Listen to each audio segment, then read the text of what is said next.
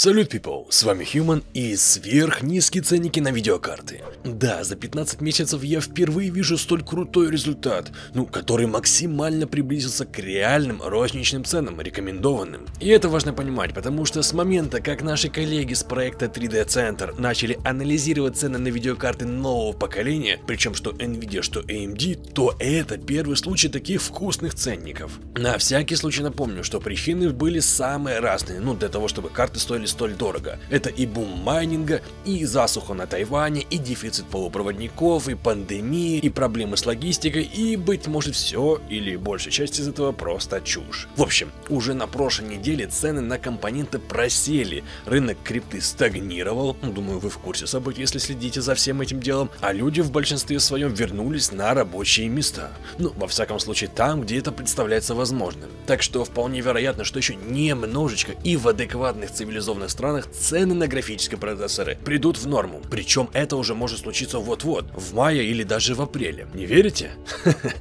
Тогда смотрите на график. Анализ демонстрирует, что цены на видеокарты выше от РРЦ всего лишь на 25%. И да, это касается и Nvidia, и AMD. Всего 25%, Карл. Это не 200 или не 300, как было год назад в это время. Да, я понимаю, что сей анализ базируется на картах, которые продаются в Германии и в Австрии, но это отображает схожую ситуацию в ряде других стран Европы и Америки, то есть реальное отзеркаливание, учитывая то, что обычно в Европе карточки подороже, чем в Америке, сами понимаете по каким причинам. Плюс мы ранее с вами это уже обсуждали, поэтому повторяться сегодня не будем. В итоге получается, что с января 2022 года, то бишь этого года, цены на карты ежемесячно снижались на 10-20%.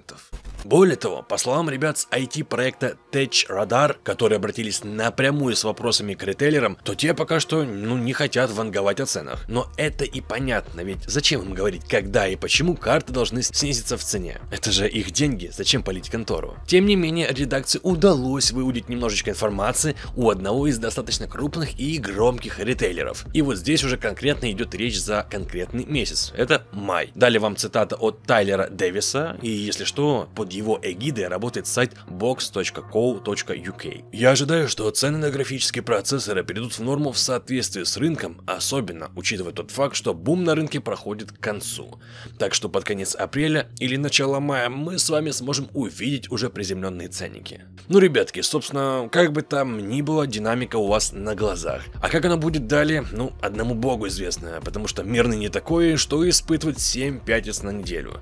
Так или иначе, по моему мнению, эта новость уже неплохая. Особенно для тех, кто обитает в регионах Европы или Штатах. То есть у вас все вшире и больше возможностей для того, чтобы купить себе видеокарту по более приятной цене. Я бы даже сказал, по более адекватной цене. Я еще хотел вам несколько новостей порассказывать, но, увы, из-за гуманитарных проблем в определенных регионах Украины порой нас лишают света вообще полностью. Так что, друзья, извините, сегодня вот так вот кратенько, чуть-чуть и ужато. Но завтра постараюсь поработать пообъемнее. Во всяком случае, если условия позволят. Но с вами, как всегда, был Human и, как всегда, кайфовой вам игры.